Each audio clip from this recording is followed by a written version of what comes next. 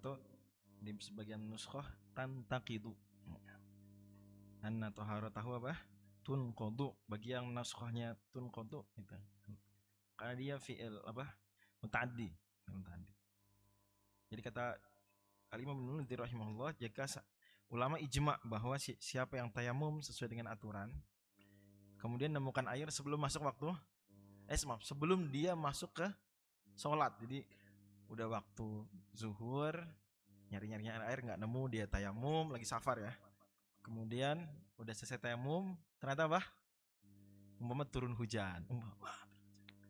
Qabla dukhulihi fi shalah.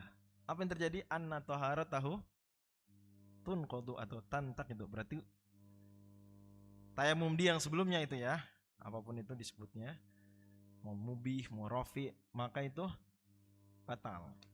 Dan dia harus wa alaihi an yu'ida at-tahara. Dia mesti wudu dengan air. Wa yusalli, baru dia apa? Salat. Ini ijma, bahkan Hanafiyah pun yang mengatakan bahwa tayamum itu rafi'un lil hadas, dalam hal ini apa? Tetap mengatakan dia batal. Disitulah kemudian jumhur mengilzam Hanafiyah. Antum gimana nih tadi? Kalau memang rafi' lil hadas, kenapa tiba-tiba gara-gara air jadi mana? Malah batal gitu. Jadi bisa tebak-tebakan itu. Ya, siapa yang bersucinya malah batal gara-gara turun hujan? Nah, itu apa? Ya, orang yang tayamum terus apa?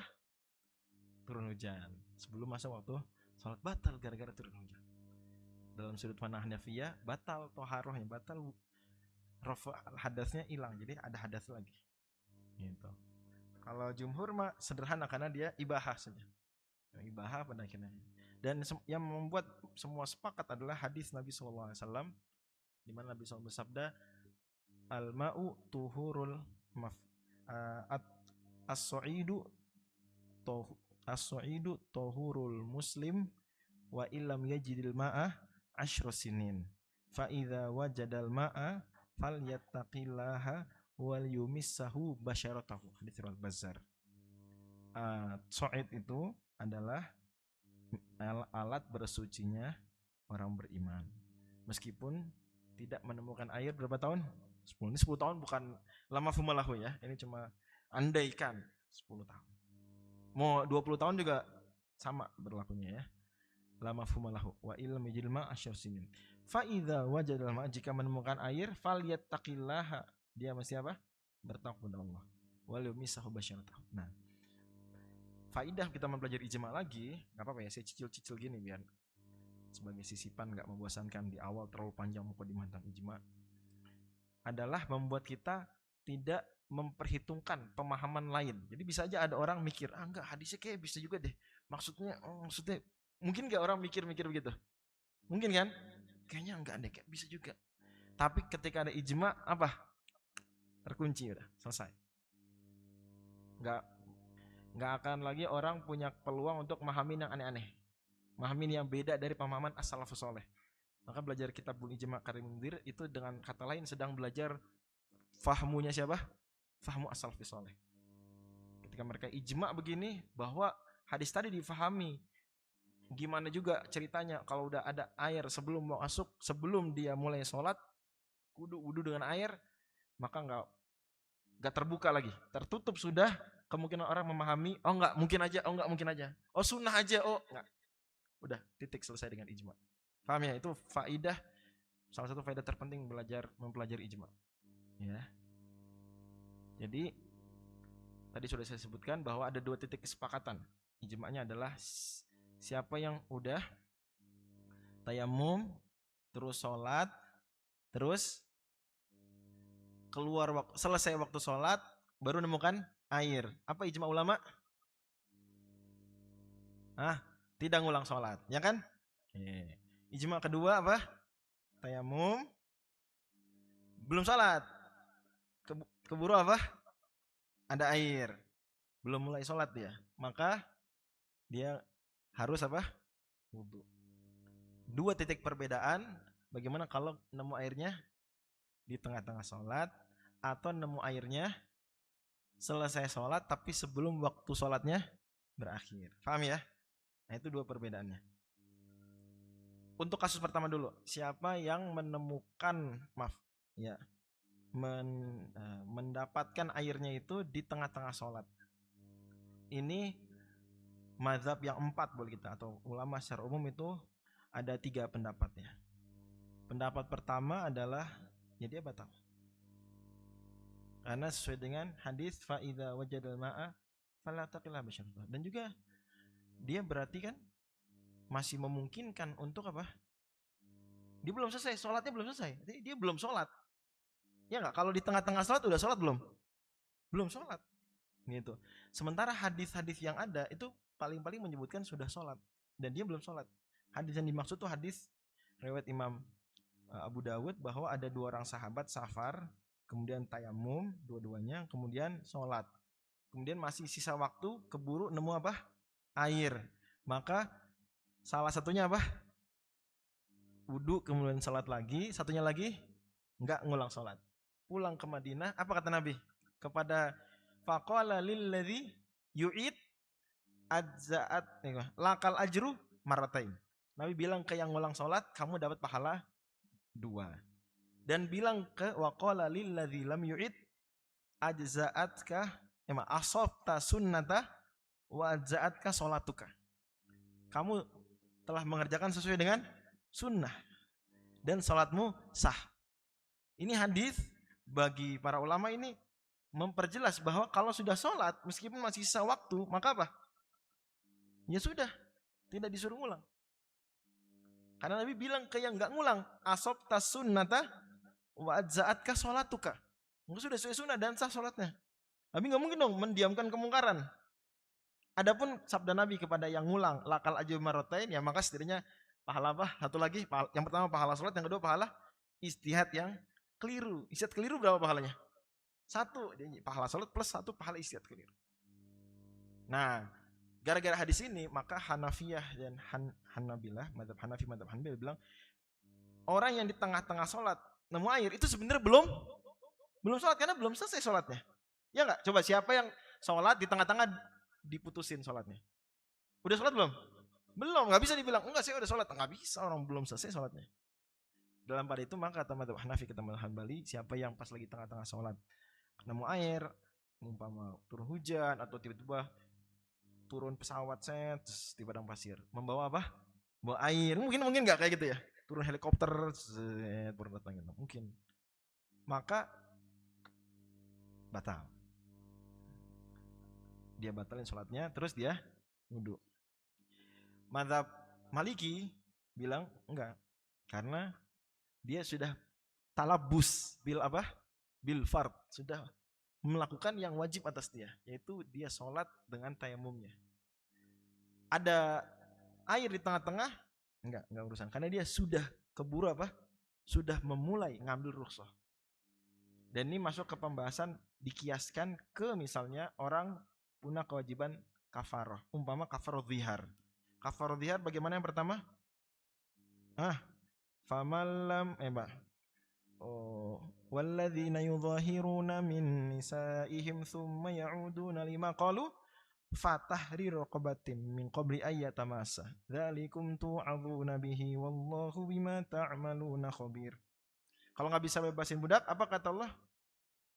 Puasa 2 bulan berturut-turut. Faman lam yajid fasiyamu syahraini mutatabi'aini min qabli ayyatamassa. Kalau nggak bisa tuh, nggak mampu puasa 2 bulan berturut-turut, faman lam yastati' fa it'amu sittina miskina. Kayak gitu. Sama kafarah. Mohon maaf akramakumullah, jima di siang hari Ramadan juga begitu juga. Nah, kata para ulama kan, siapa yang sudah mulai puasa 2 bulan berturut-turut, lah terus pas lagi puasa 2 bulan berturut-turut, hari ke-10 punya budak, gimana? Wajib nggak dia bebasin budak? Enggak. Terusin aja puasanya. Padahal kan syarat puasa adalah lam yajid. Ya enggak? Tapi karena dia sudah syara'a fi siyami syahrul mutatabi'ain, sudah mulai puasa, makanya udah dia lanjutin. Paham ya? Atau misalnya kafarah sumpah. Ya. La yu'akh, surat Al-Maidah. ayat 89. La yu'akhidhukumullahu billaghwi fi aymanikum walakin yu'akhidhukum bima 'aqadtumul ayman. Fakafaratuhu it'amu 'asharati masakin min awsati ma tut'imuna ahlikum aw kiswatuhum aw tahriru raqabah. Faman lam yajid fasiyamu thalathati ayyam. Kata para ulama setuju, sepakat kalau dia udah cek bisa nggak bebasin budak, kagak bisa. Memberi makan 10 miskin nggak bisa juga, ngasih pakaian 10 miskin nggak bisa. Maka apa yang dilakukan? Puasa 3 hari, baru puasa 2 hari punya uang, ya, apalah dikasih hadiah atau bisa memberi makan. Wajib nggak dia beri makan? Enggak, terusin aja puasanya karena dia udah mulai.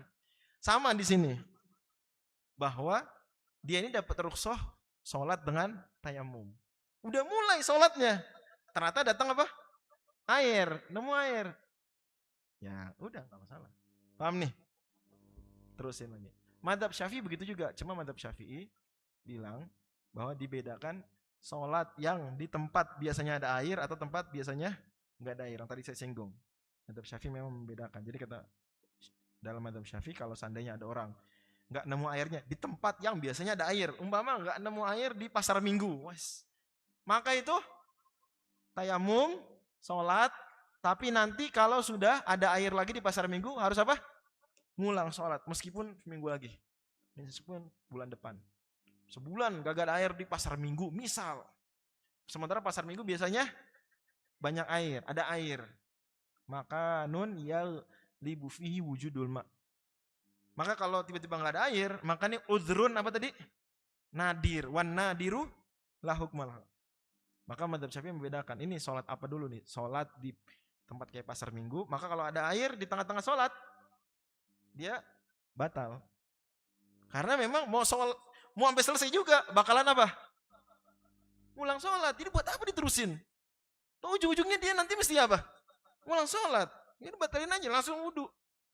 Kalau dia terusin, tetap aja. Karena ini di pasar Minggu, maka nun yaglibu fihi wujudul ma, dia akan apa? Tetap akan ngulang nantinya. Ya udah, batalin sekarang. Namun kalau itu lagi safar di padang pasir, maka ketika ada air di tengah-tengah sholat, maka tidak batal. Sama logika berpikirnya istidlalnya dengan madzhab Maliki. Plus madzhab Syafi'i dalam kasus ini itu menambahkan apa? Istishabu mahalil ijma. Istishabu mahalil ijma.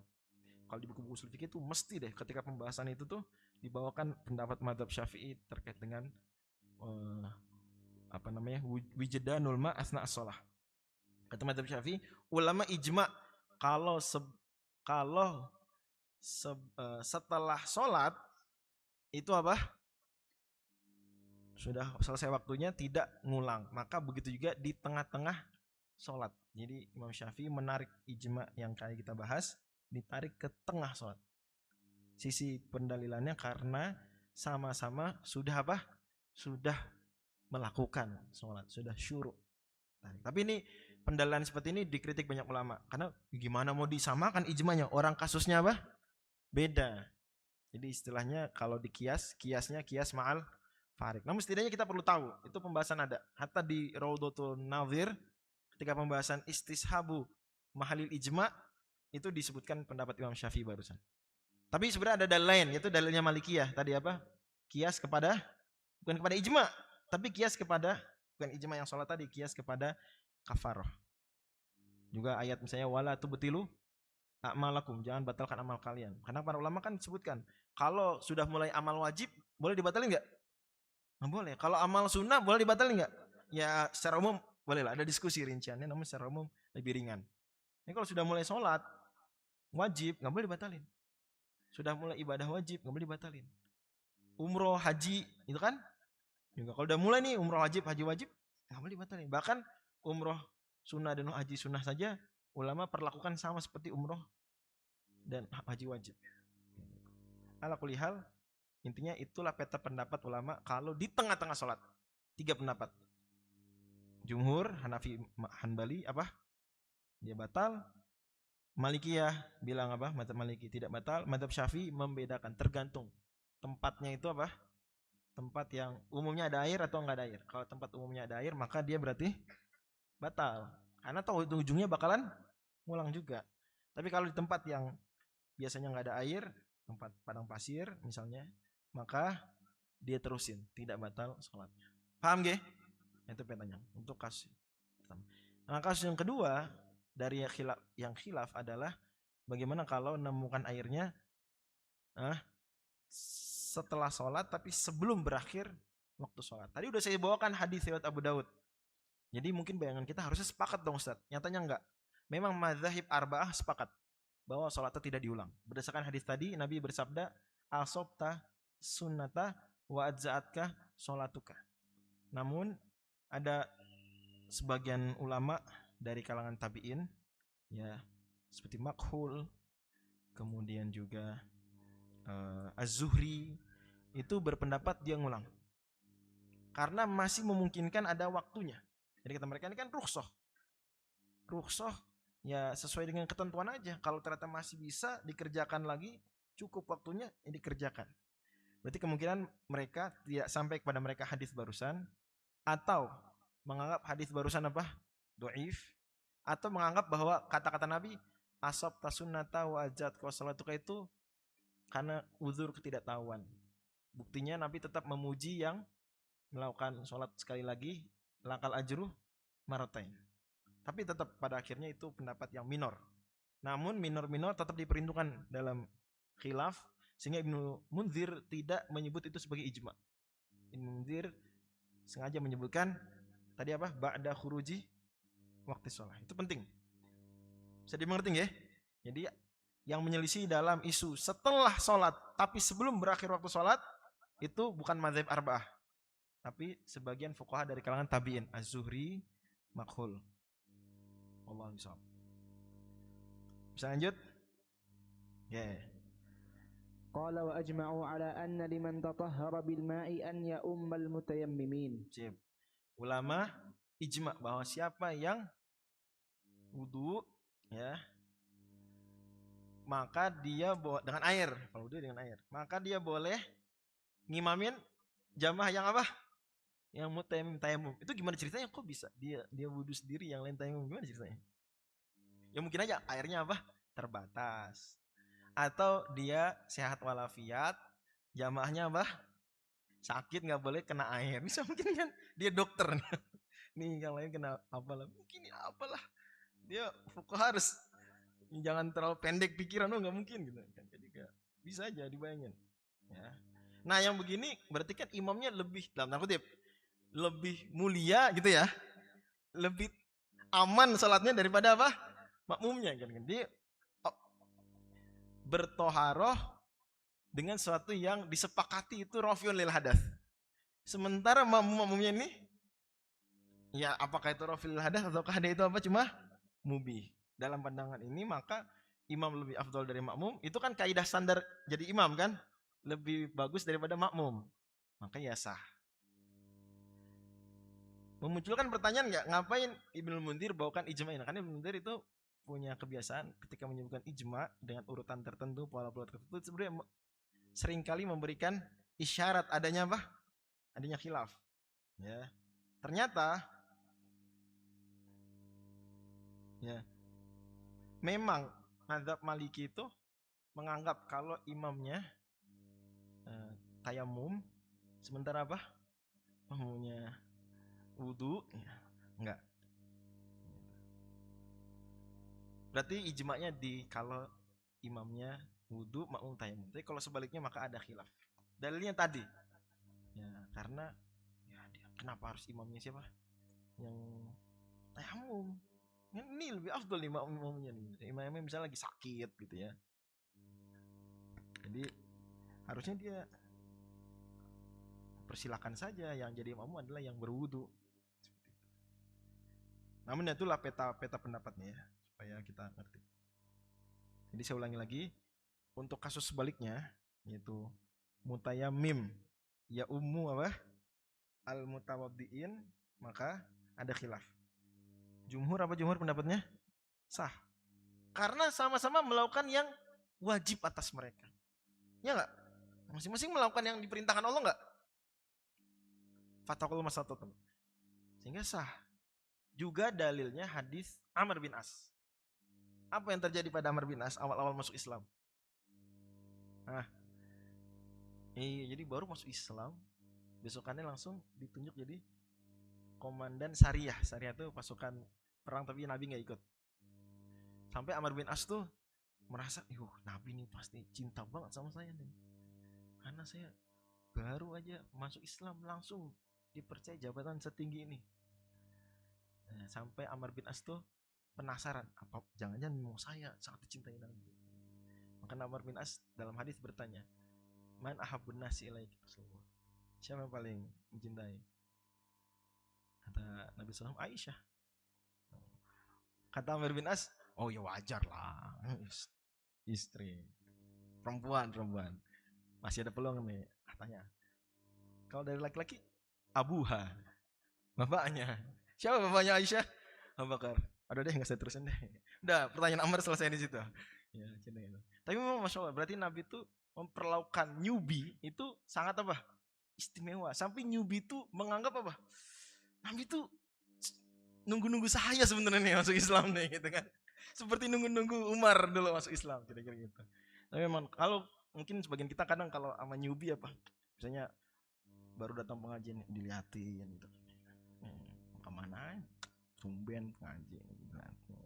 Apalagi misalnya jilbabnya belum panjang misalnya contoh, atau masih pakai celana jeans datang pengajian misal gitu kan. Walaupun itu semua kan ya gitu, nggak selalu harus haram gitu kan.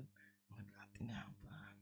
Nah, jangan gitu. Justru yang baru-baru itu baru ngaji itu apa? Justru kesempatan untuk apa? Disambut dengan hangat, bukan dengan tatapan yang apa? Menginterogasi. Apa namanya interogasi? Bisa dimengerti nggak ya? Nah, Amr bin As itu disuruh mimpin pasukan. Lah, qadarul lagi musim dingin. Dinginnya benar-benar dingin. Padang pasir emang gitu, kalau dingin banget. Saya pun sekali seumur hidup merasakan minus ya justru di padang pasir di Qur'a waktu itu. Qur'a itu Syekh Al-Qur'awi. Tahu kan ya, penulis Al-Wajibat Al-Mutahatimat. Nah, di tempat Qur'a tuh di daerah Qasim. Wah, minus tuh. Nah, saking dinginnya Amr bin As itu kedinginan. Lah, ada orang cenderung kalau dingin justru mohon maaf akramakumullah mimpi basah. Ada orang cenderung dingin justru mimpi basah. Nah, beliau mimpi basah akramakumullah. Lah terus kalau dingin gitu mimpi basah, malam-malam besokannya sholat subuh. Repot nggak? Kudu mandi kan gitu. Waktu itu belum jelas bagi sahabat apakah tayamum bisa juga untuk hadas besar. Bahkan itu sekelas Umar aja itu masih mempertanyakan kan. Umar kan kayak setengah gak percaya sama Ammar. Beneran ente? Tayamum untuk apa? Hadas besar kan kita. Umar sampai minta sahabat lain coba cek. Kan Ammar bin Yasir ceritanya pernah junub. Terus apa yang dilakukan Ammar bin Yasir? Fatama'aktu fis so'idi kama Fatamarraqtu fis so'idi kama tamarruq dabbah. Saya guling-guling kayak guling-gulingnya ayam gitu, atau guling-gulingnya hewan di pasir gitu kan. Bayangan gitu. Terus Nabi bilang, inna makan yang fika antakula biyadaika. Kata sebenarnya cukup tayamum begini aja. Nah, Amr bin As dan para sahabat tuh belum begitu yakin waktu itu ajaran itu gimana. Masih sebelum kasusnya Ammar, belum tersebar hadis tersebut. Maka Amr bin As ijtihad aja. Feeling beliau pernah dengar ayat Al-Quran, wala tulqu biaidikum ila tahluka. Jangan binasakan diri kalian. Jadi ya mana mungkin ini suruh mandi, mati ntar saya. Udahlah tayamum. Ngimamin padahal jamaahnya apa? Wudu. Gitu. Dia doang udah junub pula, bukan tayamum biasa, tayamum atas junub gitu, jangan apa. Sahabat-sahabat Nabi yang lain risih kan. Tapi ini pemimpin kan. Gimana ya? Balik ke Madinah akhirnya apa? Disampaikan ke Nabi SAW tentang cerita tadi. Nabi nanya kepada Amr bin As, kenapa begitu? Amr bin As membacakan, saya mendengar Allah berfirman wala tulqu biaidikum ila tahluka. Maka Nabi SAW mentakrir ya, diam aja, Nabi diam. Nah itu berarti persetujuan dari Nabi. Nah ini dalil kuat buat jumhur bahwasanya memang sholatnya orang yang mutayammim sah mengimami sholat orang yang mutawaddiin. Lanjut. قال وأجمعوا على أنه إذا تيمم للمكتوبة في أول الوقت وذلك بعد أن طلب الماء فلم يجده ثم مر بالماء فلم يتوضأ ثم سار إلا مكان لا Ila, summa saro ila. Ya. إلى مكان لا ماء به فعليه أن يعيد التيمم لا يجزيه غير ذلك لأنه حين وصل إلى الماء انتقضت طهارته. Oke, sebentar. Kayak gitu nggak teksnya? Ada bedanya nggak? Oke ya, coba diperhatikan. Kalimat yang ditertulis dulu nih. Wa ajma'u ala annahu idza tayammama lil maktubah. Ulama ijma bahwa kalau dia tayamum untuk salat wajib fi awalil waqt, di awal waktu. Oke. Falam yusolli, tapi belum apa? Belum sholat. Tsumma saro. Sebenarnya di manuskripnya itu soro. Dan itu sah-sah saja kan? Soro artinya tahawwala. Namun penahkik ini menganggap lebih bagus saro. Tapi nggak ada landasannya di manuskrip. Kalau dia di penahkik, jangan tergesa-gesa menganggap itu tashif, typo, padahal masih mungkin difahami benar. Jadi harusnya soro saja, ya. Tsumma soro ila makan fihi ma, kemudian dia tahawala bergeser ke tempat yang ada apanya? Airnya. Anna alih an yu'ida tayamum, dia mesti ngulang tayamum. Nah ini gimana maksudnya? Nah, maksudnya gini, biar lebih clear. Jadi dia tayamum, terus belum sholat ya, di awal waktu. Jalan, belum sholat nih, ke tempat ada air. Belum wudu juga. Terus, karena masih longgar waktunya. Misal kita anggap waktu apa? Isya. Kan panjang tuh waktu isya tuh. Jalan lagi. Nggak ada air. Waduh. Artinya dia dosa nggak nunda sholat? Dosa nggak? Enggak lah. Nunda sholat sampai waktu entar-entaran kan nggak dosa. Memang Allah memberikan apa? Range waktu untuk sholat. Silakan saja gitu. Pembahasannya cuma afdol nggak afdol. Ini kita anggap pendapat ulama yang mengatakan waktu sholat isya adalah dari hilangnya syafaq ahmar, ya jam 7 malam kira-kira, sampai terbit fajar nggih, sampai situ aja. Berarti berapa jam tuh? Ya, berapa ya? Jam 7 sampai jam 5. Berarti 10 jam. Atau zuhur juga bisa aja, zuhur dari jam 12 sampai jam 3. Lumayan. Lama juga tuh 3 jam. Mungkin dia kepedean pas udah ngelihat air, antara aja sholatnya bentar. Atau mungkin apalah sesuatu yang lain. Dia terus, ternyata sampai pada titik dia nggak menemukan air. Wah gimana nih? Udah nyari-nyari lagi. Kan nemu. Balik ke tempat tadi jauh banget. Yang misalnya dia mungkin naiknya itu naik apa ya? Pesawat jet pribadi misal gitu. Gini, set ngeliat air, di bawah ada air, set. Wah bagus ya. Terus. Jauh gitu. Sampai sana ternyata nggak ada air. Ada air tadi. Gitu. Jet pribadinya mogok. Aduh gimana nih? Nah, biar kebayang ya kasusnya ya. Pertanyaannya, apakah dia bisa sholat dengan tayamum pertama? Enggak, belum ijma. Alaihi an yu'idah tayamum. Mesti ngulang tayamumnya. Kenapa mesti ngulang? Li'annahu hina yasilu ilal ma' intaqadat tuharatuhu. Karena ketika dia ngelihat air di tengah-tengah tadi, sebenarnya tayamum sudah apa? Batal. Sehingga nanti ketika dia geser jauh lagi, nggak ada air, sebenarnya dia mesti tayamum lagi. Karena tayamum pertamanya sudah batal. Kebayang nggak nih? Itu maksudnya ya. Coba saya bacakan tahqiq. Ini tahqiq insyaallah Allah misawab ya. Itu hampir saat ini yang terbagus, cetakan Darul Atlasil Khodro Mekah ya. Tahqiq Syekh Abdul Ghani bin Nusair. Dan beliau banyak mengkritik tahqiqan tersebut ya. Termasuk yang barusan soro dan saro itu. Saya bacakan dulu. Wa ajma'u ala annahu idza tayammama lil maktubati fi awal waqti falam yusall thumma sara ila makan bihima anna alihi an yu'ida at-tayammum li'annahu hina yasilul ma'in taqad taharatu. Dan ada footnote membandingkan ini dengan yang ada di Ausab. Jadi Imam Ibnu Munzir sebenarnya punya kitab tuh enggak cuma al-ijma, ada kitab apa? Al-Ausab. Al-Ausab itu menyebutkan pendapat ulama juga. Di atasnya itu juga ada kitab lagi Al-Ishraf ala Masail Khilaf. Nah, itu buku-buku tebel-tebel tuh, berjilid-jilid banyak. Al-Ijma ini sejilid tipis pula, itu ibarat kayak ringkasan dari yang tebel-tebelnya. Yang tebel-tebel tuh disebutkan peta pendapatnya, sering Bahkan umumnya ulama-ulama yang menulis khilaf itu merujuknya ke kitab itu, mau nggak mau mesti mereka, Imam An-Nawawi dalam Al-Majmu', Imam Al-Imrani dalam Al-Bayan, kemudian Imam Ibnu Qudamah dalam Al-Mughni dan lain-lain yang sejenis itu merujuk ke Al-Isyraf dan juga apa? Al-Awsat. Nah, itu ada di Al-Awsat tuh ada kalimat begini, memperjelas yang tadi. Wa ajma'u 'ala annahu idza tayammama lil maktubati fi awalil waqti wa dzalika ba'da an talabal ma'a falam yajidhu thumma barra bil ma'i falam yatawaddo. Nah, kan lebih clear kan? Thumma sara ila makanin la ma'a fi la ma'a bihi fa'ali an yu'ida tayammum. La yujzihi ghairu dzalika li annahu hina wasala ila al ma'in taqaddat taharat. Nah, ini kalimat memperjelas daripada teks apa nih? Teks yang di atas. Tadi gimana jadinya?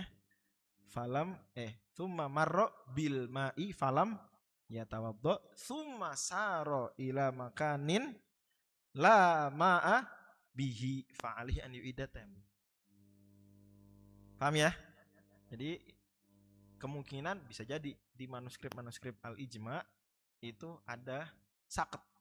Istilahnya apa? Bukan tashif itu typo.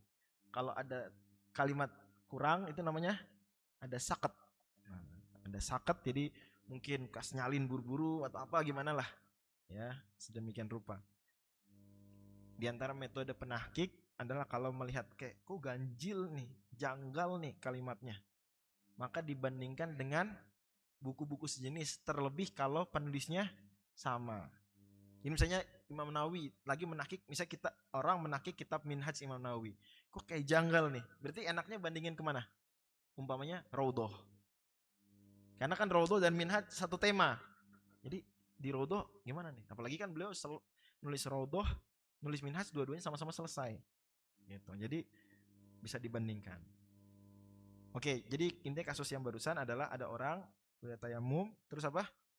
Belum sholat, terus jalan ngelewatin air. Belum juga nggak wudu. Lanjut lagi, ke tempat yang berikutnya ternyata apa? Tempat ketiga nggak ada air. Bisa nggak pakai tayamum yang pertama? Nggak bisa. Kenapa? Karena ketika dia melewati air di tempat yang kedua, tayamumnya yang pertama sudah batal. Ulama ijma harus ngulang tayamum karena tayamum pertama sudah batal. Berdasarkan hadis yang barusan kita bacakan, hadis Bazzar, fa idza wajadal ma'a falyattaqillaha wal yumissahu basyaratan. Lanjut, Ustaz Haidar. قال وأجمعوا على أن الرجل إذا رأى في منامه أنه احتلم أو جامع ولم يجد بللا أن لا غسل عليه. Ya. Ulama ijma bahwasanya, mohon maaf, laki-laki jika melihat di mimpinya annahu tal, bahwa dia mimpi basah. Pokoknya mimpi basah. Jadi dia lihat di mimpinya melakukan sesuatu yang itu ya ada ejakulasinya. Mohon maaf, akramakumullah. Atau dia mimpi ya au jama' walam yajid balan. Jadi di mimpinya dia berhubungan seksual, mohon maaf, atau dia mimpinya pokok kebayang oleh dia di mimpi itu dia keluar. Ternyata pas bangun apa? Walam yajid balalan. Tidak nemukan, enggak nemukan akramakumullah sperma.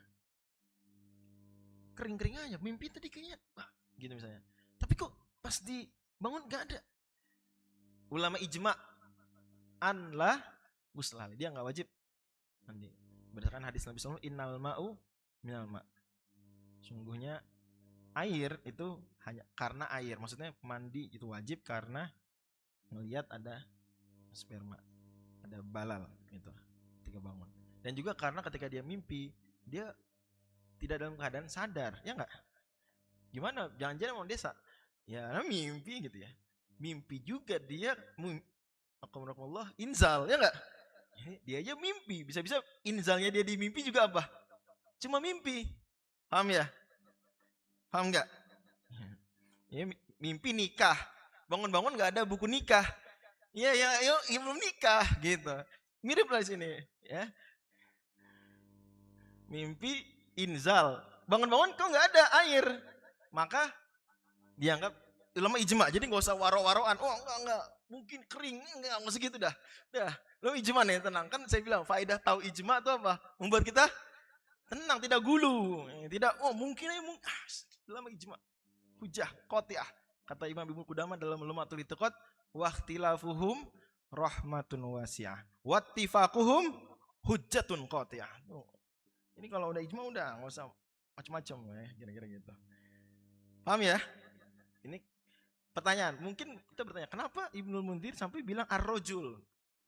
Nah, ini memang ada maksudnya. Karena dalam mazhab Hanafi, kalau yang kayak begini kejadiannya adalah, mohon maaf, perempuan, maka tetap wajib mandi.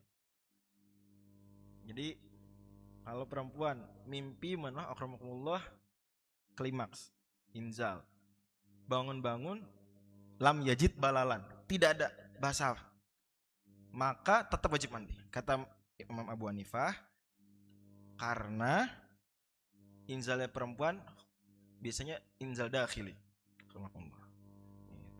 sehingga bisa jadi inzalnya inzal dakhil, dan itu inzal dakhili junub, hadas besar.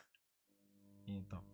Adapun dalil jumhur, maka hadis tentang sahabat Nabi bertanya, annahu qadih talama walam yajidil balal. Ya. Ini hadis riwayat Abu Daud. Qala la ghusla alaihi. Nabi bilang dia tidak wajib mandi. Tidak ada orang laki-laki mimpi basah tapi bangun-bangun enggak ada yang basah. Maka kata Nabi la ghusla alaihi, tidak ada mandi. Kemudian berkata perempuan yang hadir waktu itu, faqalat Ummu Sulaim, al mar'atu tarodzalika alaihi guslun. Ada perempuan bermimpi begitu juga, wajib mandi enggak? Kata Nabi, na'am innaman nisa'u syaqaiqur rijal. Nah, ini hadis memungkinkan difahami dengan dua pendapat tadi. Bagi jumhur, pertanyaan si laki-laki apa? Mimpi basah, teratat, bangun-bangun tidak lihat basah, tidak wajib mandi.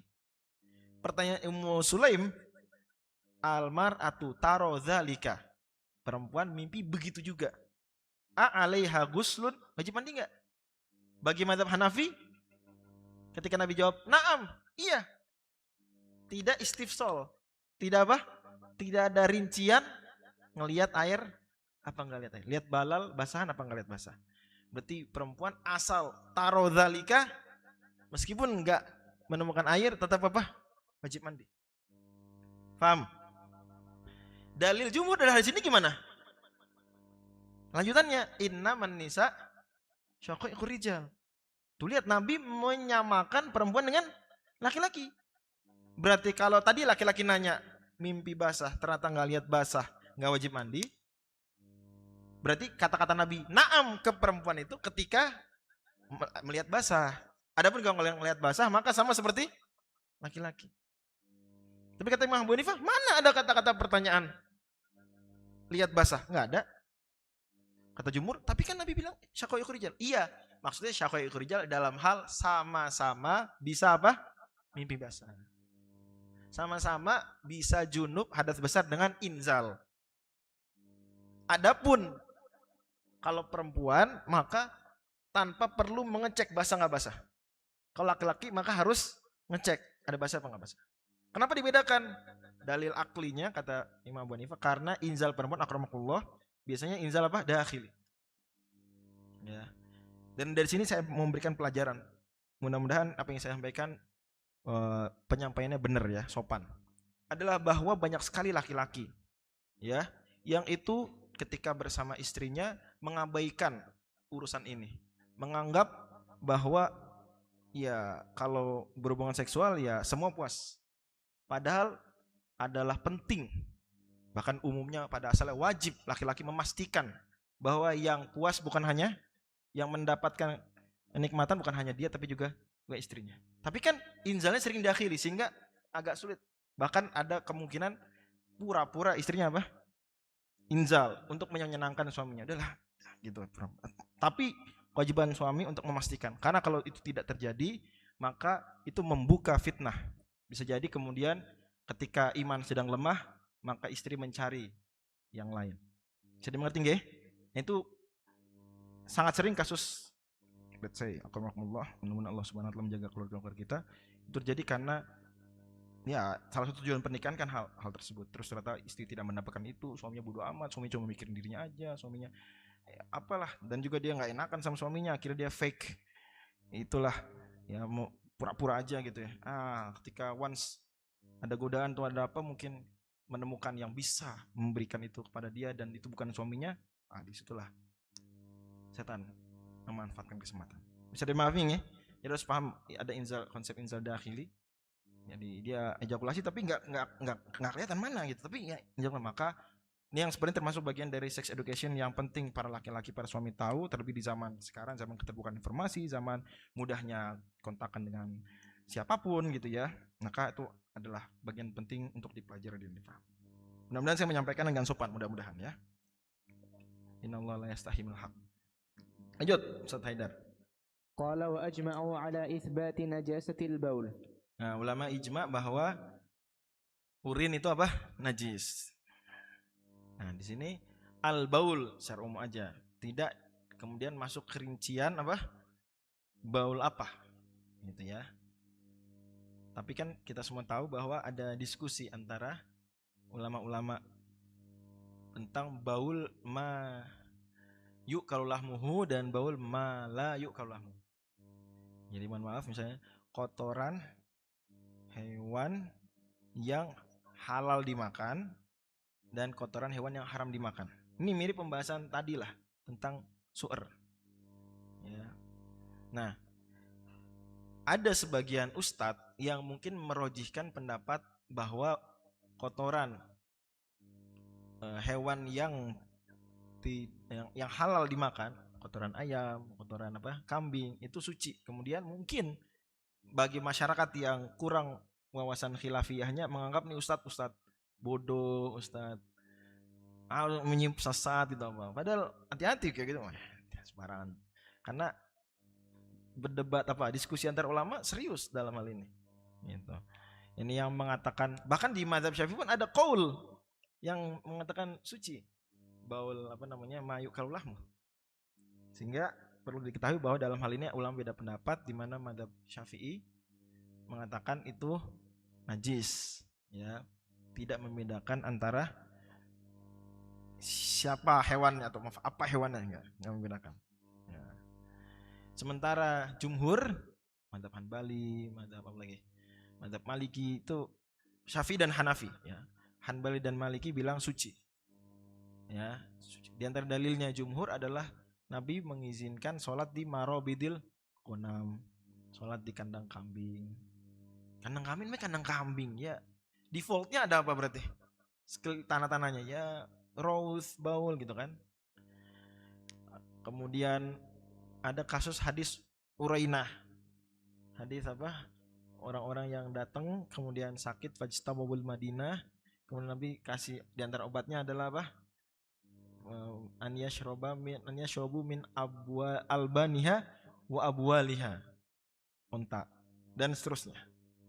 Maka ulama-ulama seperti mazhab Hanafi, mazhab Maliki, mazhab Hanbali bilang berarti kotoran hewan yang halal dagingnya itu suci. Bukan halal nggih. Suci. Beda suci sama halal, hati-hati. Don't misquote me, ya. Beda enggak suci sama halal? Maksudnya halal dimakan tertinggal, itu isu lain. Karena kasus baul unta itu umumnya ulama pandang sebagai kekhususan umumnya. Ya, ada yang menganggap itu bisa juga berlaku yang lain, tapi dengan syarat dicampur dengan susu itu soalan lain lah. Tapi mereka semua bilang itu memang dicampur dengan susu sesuai dengan hadisnya. Kalaupun bilang itu tetap obat. Lepas dari itu kalau kita bicara kambing, nggak usah unta dulu. Kambing, ayam, nggak ada yang bilang apa. Cuma soalannya suci apa najis gitu. Sehingga kalau ada orang sholat ternyata di kakinya ada apa gitu ya, maka nggak perlu mempermasalahkan sholatnya. Itu pembahasan. Tapi bagi mazhab Syafi'i, mazhab Hanafi ya najis aja. Gitu, najis aja. Meskipun yuk kalahmu. Nah tadi tuh saya kayaknya kurang ketika menjelaskan su'er ya. Kita baru jelasin su'ernya apa? Anjing. Tapi gimana dengan su'ernya bekas minumnya singa? Bekas minumnya hewan-hewan yang bertaring gitu kan. Nah ini mazhab Hanbali dan mazhab Hanafi bilang su'ernya najis. Jadi Mazhab Hanafi bilang kalau ada singa jilat air di bejana, maka bekas minumnya singa itu apa? Najis. Jadi nggak cuma anjing, tapi hewan buas semuanya. Berdasarkan hadis, ya, Nabi SAW itu ditanya tentang bekas minum singa, maka Nabi SAW menjawabnya hadis riwayat Imam Ahmad, diperselisihkan kesohihan bahwa jangan berwudu dengan air tersebut. Sebentar, teks ini.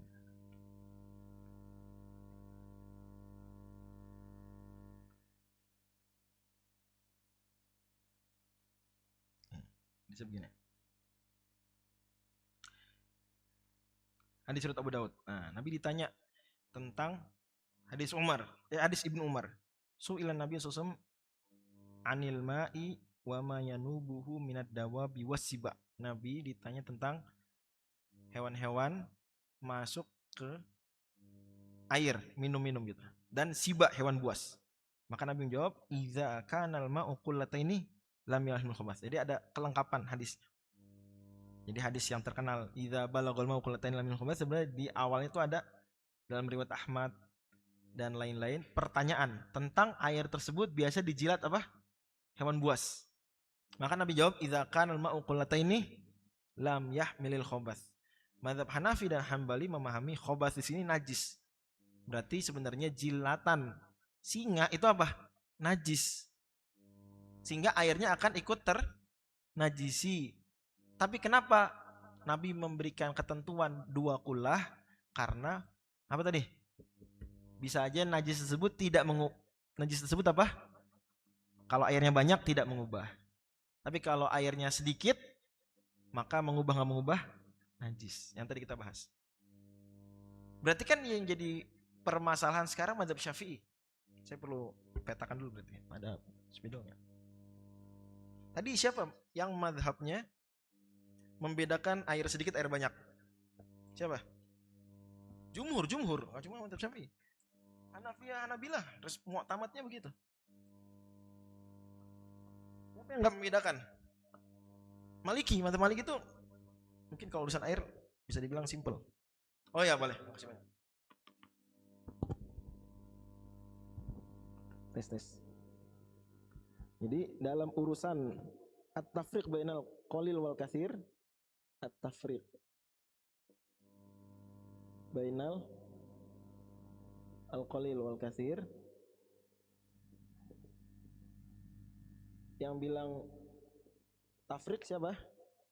Jumhur, yaitu mazhab Hanafi, Syafi'i, dan Hanbali. Ini na'am, tafriq. At-tafriq.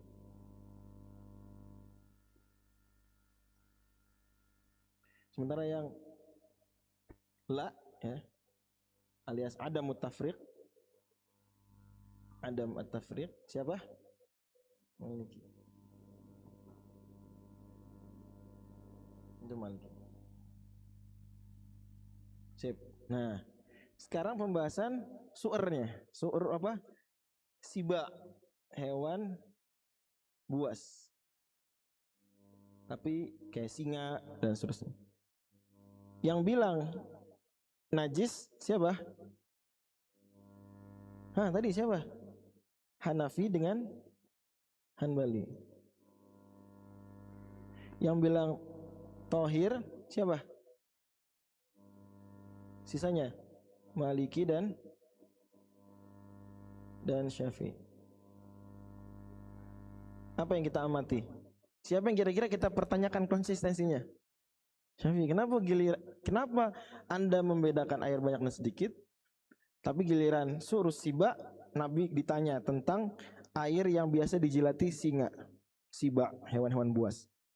Terus Nabi bilang, idza kanal ma'u qullataini lam yahmil khabath. Kalau airnya 2 kullah atau lebih tidak ternajisi, dia tahan sama najis.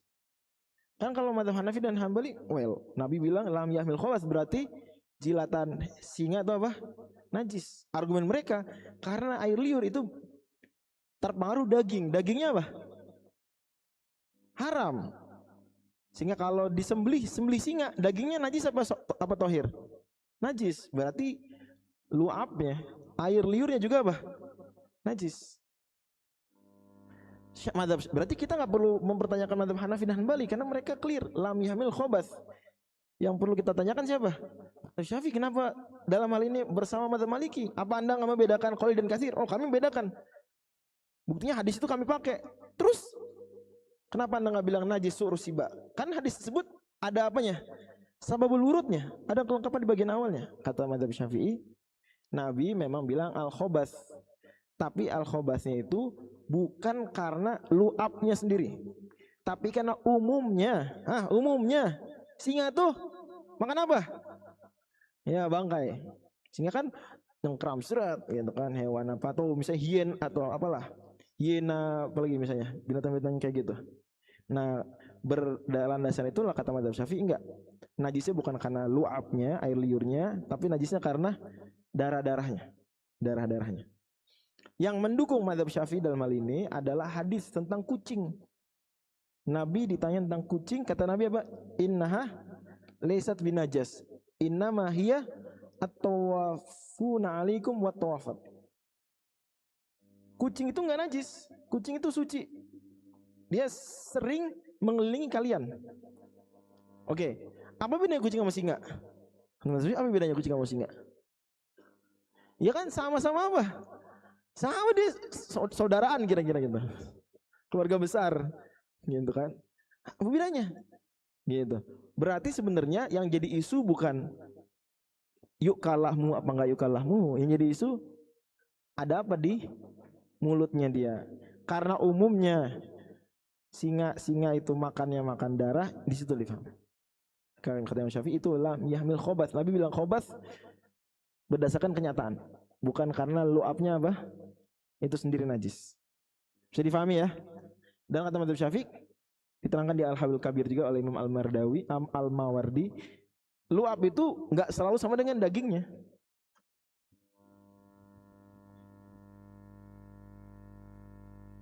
Ya. Luap itu enggak selalu sama dengan dagingnya, karena ya luap berasal dari mana kalau luap ya? Kelenjar tertentu bukan berasal dari daging-dagingnya. Aku lihat itu setidaknya petanya biar kita ngerti kenapa madzhab Syafi'i dalam hal ini bersama madzhab Hanafi dan Hanbali, isu lain bersama madzhab Maliki, biar kita ngerti. Bisa difahami ya? Simpelnya adalah kalau ada air dijilat sama singa, bekas airnya gimana? Suci apa enggak? Nah, tentu ini ketika kurang dari 2 kula ya. Kalau di atas 2 kula lain cerita. Jadi mau singa jilat laut enggak ngaruh. Anjing jilat laut aja nggak ngaruh kan? Dan dari sini juga kita bisa menjawab madzhab Maliki tadi bilang bahwa liur anjing tidak najis. Ya, umumnya madzhab Syafi'i membawakan hadis Nabi idza waghalaqal kalbu fi inai hadikum falyaksilhu sab'an ihdahun nabi turab. Ada riwayat Muslim fal yuriqhu, maka hendaklah dia apa? Membuang. Kata Imam Syafi'i, nggak mungkin Nabi menyuruh buang kalau airnya masih suci. Karena itu idha'atul mal, itu pemborosan, tabdzir. Maka berarti airnya apa? Ternajisi, air ternajisi. Apa jawaban Malikiyah? Hadisnya syadz. Tambahan fal yuriqhu apa? Syadz. Tuh Imam Ibnu Abdul Bar bilang gitu dalam Al-Istidhkar. Syadz. Nah, jadi memang kadang kita diskusi fikih antar madzhab tuh sampai pada titik di mana udah susah nih dilerai. Nah, kalau udah, apalagi biasanya seringnya tuh kalau udah masuk ke kualitas hadis itu agak sulit, atau memang hadisnya memungkinkan difahami A dan B, ya itu bisa agak sulit. Makanya memang pada akhirnya umumnya kecenderungan para ulama adalah ya kalau udah madzhab-madzhab yang 4 ini ya udah khilafnya apa? Sa'id dibiarkan. Bahkan yang di luar madzhab 4 pun banyak ulama yang tetap masih memperhitungkan sa'id gitu. Bahkan itu diakui sendiri oleh Imam Al-Qurdi dalam Al-Fawaid Al-Madaniyah bahwa jangan hanya membatasi diri dengan madzhab yang 4. Madzhab-madzhab yang lain asalkan valid nukilannya maka itu juga yu'taddu bi khilafihim. Lanjut. قال رحمه الله وأجمعوا على أن عرق الجنب طاهر وكذلك الحائض. Oke, ini keringat ya. Keringat orang junub tahir. Ya, dalilnya hadis Abu Hurairah. Abu Hurairah ketemu Nabi, ngelihat Nabi dari jauh. Sementara Abu Hurairah belum mandi besar.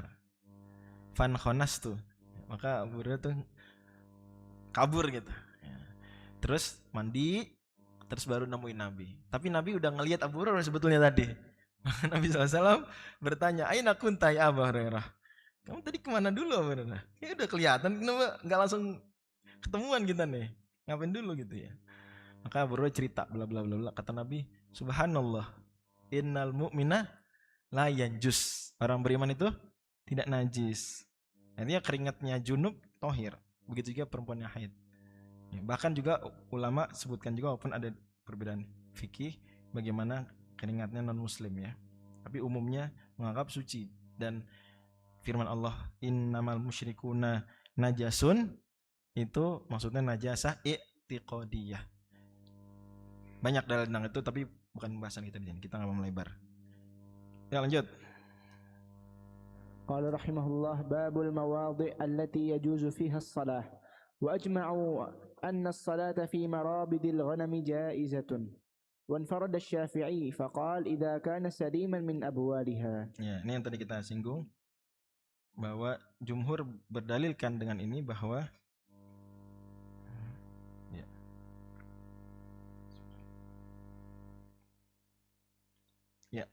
bahwa sholat di kandang kambing itu bolehnya kalau tidak kena najis.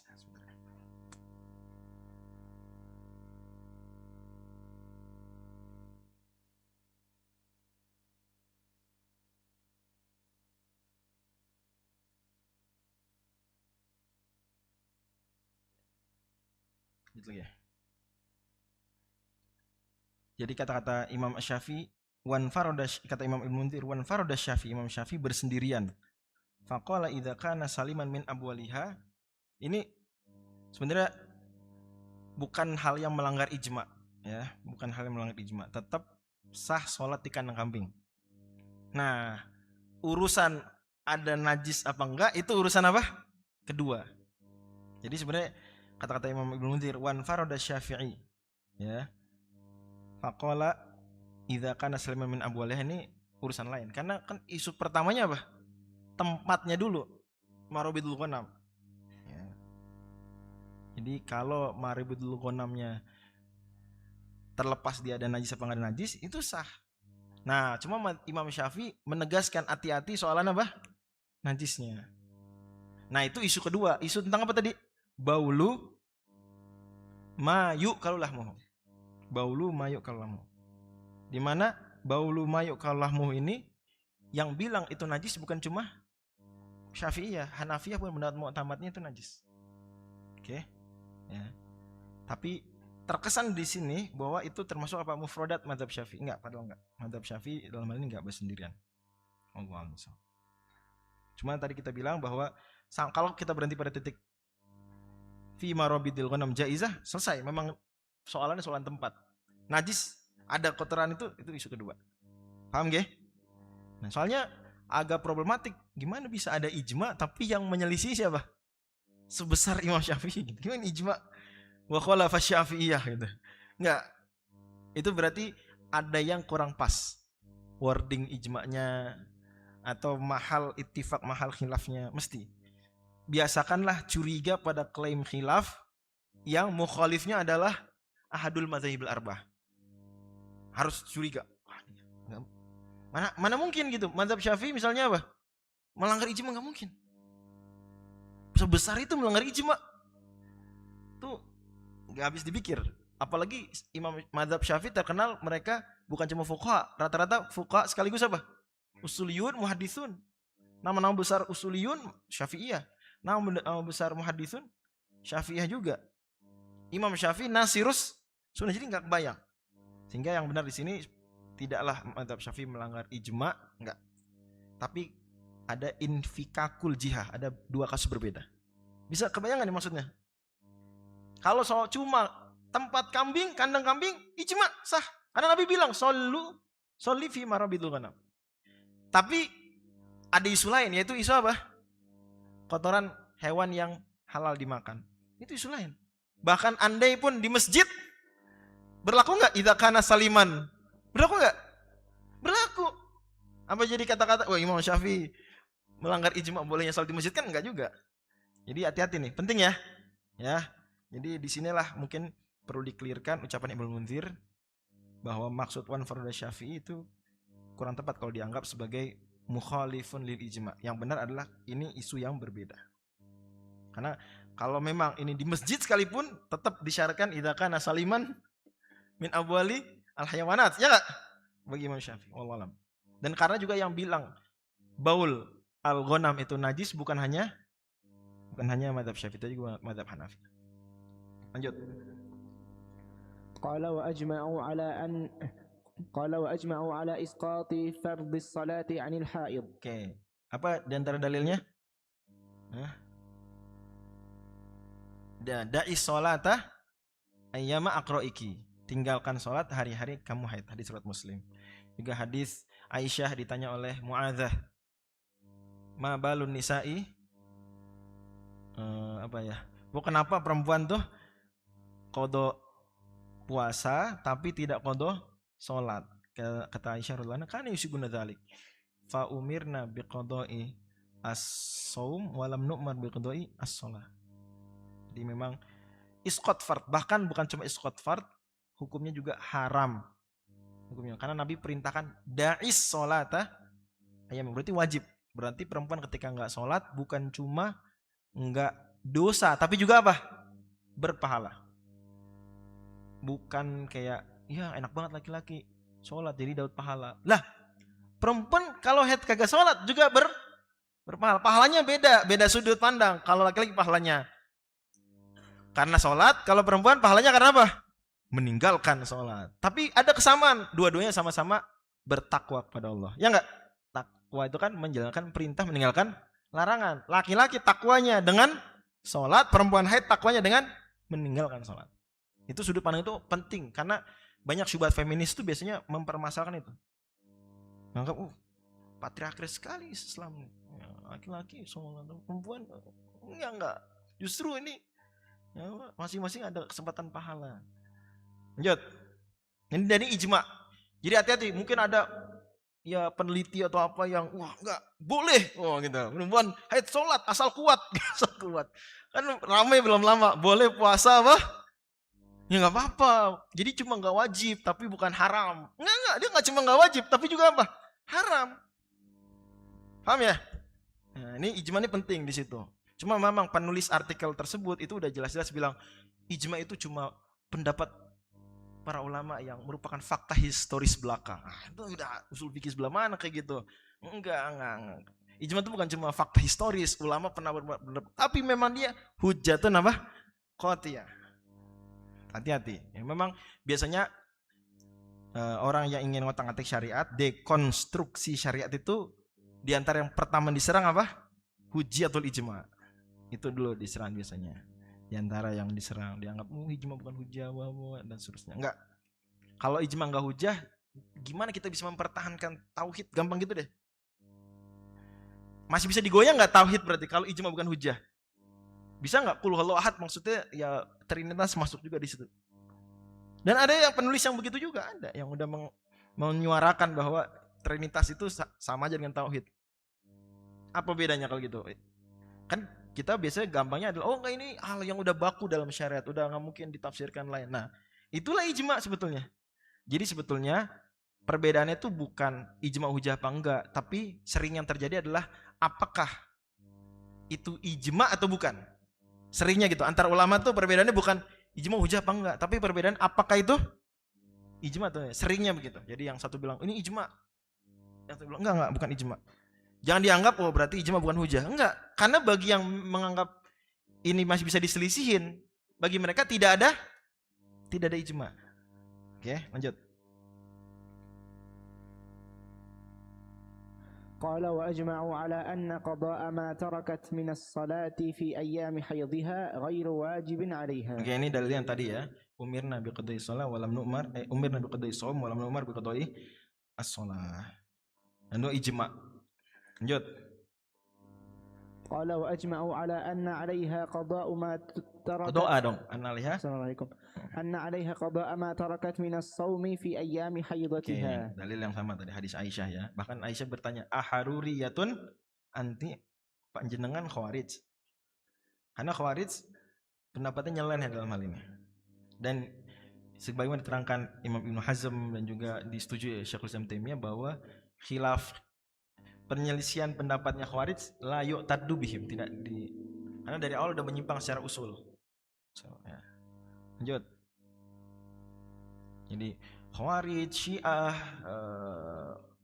Jahmiyah itu enggak diperhitungkan dalam ijma. Bahkan di kitab Maratibul Ijma tuh disebutin nama-nama tokoh-tokoh yang kelompok-kelompok tadi tuh yang memang tidak diperhitungkan dalam ijma. Lanjut.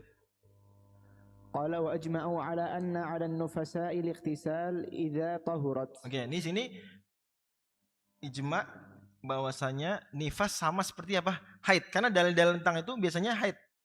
Ya. Misalnya surat 2 ayat 222.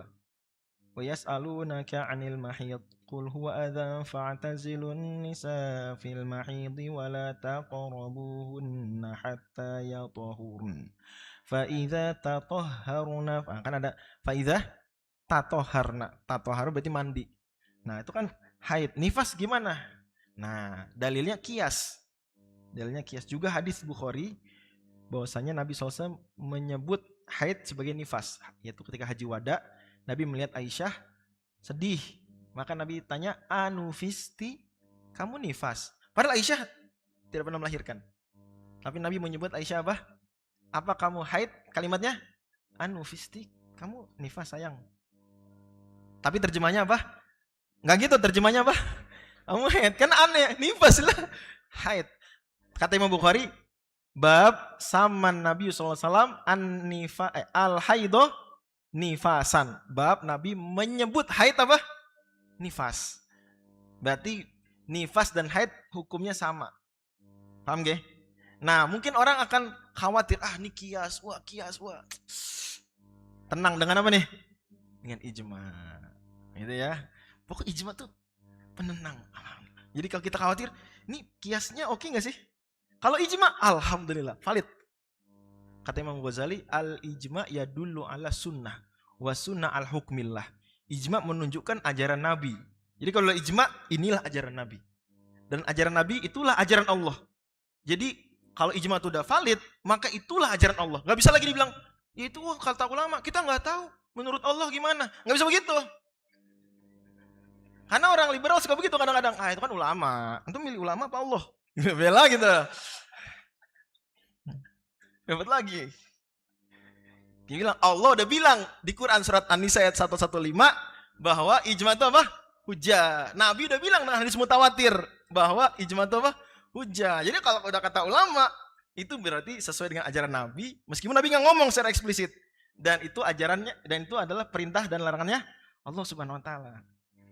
Allah nggak diem gitu, Allah memfirmankan sifat Allah kalam. Sepakat semua Ahlussunnah. Paham gak? Jadi nifas itu dihukumi sama seperti haid. Bentar kita. Oke, dua lagi. Supaya kita bertaharah selesai ya. قال وأجمعوا على أن الشاة والبعير والبقرة إذا قطع منها عضو وهو حي أن المقطوع منه نجس. Oke, jadi kalau hewan yang halal dimakan aja, kalau dipotong sembarangan, potong buntutnya, potong apa lagi? Kakinya gitu ya, sop buntut, sop kaki, potong buntutnya, potong kakinya, nggak gitu kan? Tapi kalau ada orang nekat gitu, udahlah, sop buntutnya aja dipotong, terus disop, ya. Maka tuh kaldunya najis. Kenapa? Karena buntutnya ini bangkai. Dalilnya hadis riwayat Arba'ah, Abu Dawud dan lain-lain, ma quti'a minal bahimati wa hiya hayyatun fahuwa maitun. Bagian tubuh hewan yang masih hidup kalau terpotong maka itu apa? Bangkai. Ini hadis am. Ditaksis hanya dengan hadis tentang wamin, ya surat An-Nahl. Wamin aswafiha wa aubariha wa ash'ariha athasa. Itu taksisnya. kecuali apa? Rambut onta, aswaf. Bukan, aswaf itu apa? Bulu-bulu domba atau biri-biri, aswaf ya. Wa aubariha, rambutnya onta. Wa ash'ariha, rambut sapi, rambut kambing, gitu ya. Nah itu ditaksis. Kalau ada biri-biri domba dicukur apanya tuh? Bulu-bulunya tetap jadi itu tohir. Jadi ini salah satu kasus sunnah ditaksis dengan ayat. Hadis ditaksis dengan ayat. Ya, oke. Nah, kalau kita agak ragu pendalian barusan, tenang aja. Ada apa nih? Ada ijma. Wa qutiya minal bahimati wa hiya hayyatun. Lanjut. قال وأجمعوا على أن الانتفاع بأشعارها وأوبارها وأصوافها جائز إذا أخذ ذلك أحسن عليكم إذا أخذ ذلك وهي أحياء. Ini yang tadi ya. Jadi taksis tadi itu ijma. Ya, dan ini salah satu penguat konsep usul fikih, ayat bisa mentaksis hadis. Karena ada sebagian ulama yang mempermasalahkan itu. Karena taksis itu bagian dari bayan. Sementara yang ditugaskan membayan adalah siapa? Hadis, Nabi. Zohira litubayyina linnasi ma nuzila ilaihim. Jadi kalau dibalik ada yang bingung ulama, tapi itu pendapat sangat minor. Jamaahir usuliyin bilang apa? Ayat bisa mentaksis sunnah, ya. Adapun litubayyina linnas itu lil ghaliban saja. Pun juga karena kita tahu ayat dari siapa? Dari Nabi. Jadi Nabi tetap litubayyina linnas. Demikian ya. Wallahu a'lam bishawab. Ya. Mohon maaf kali ini nggak bisa sampai 52 ternyata, tapi mudah-mudahan mungkin nanti lebih sederhana lagi penjelasannya, dan kita alhamdulillah hari ini sudah selesai kitab apa nih? Kitab Thaharah. Berarti pertemuan berikutnya mudah-mudahan kita bisa bahas kitabus shalah. Mohon maaf pada yang kurang berkenan. Terima kasih banyak. Subhanakallahumma wa bihamdika asyhadu an la ilaha illa anta astaghfiruka wa atubu ilaik. Assalamualaikum warahmatullahi wabarakatuh.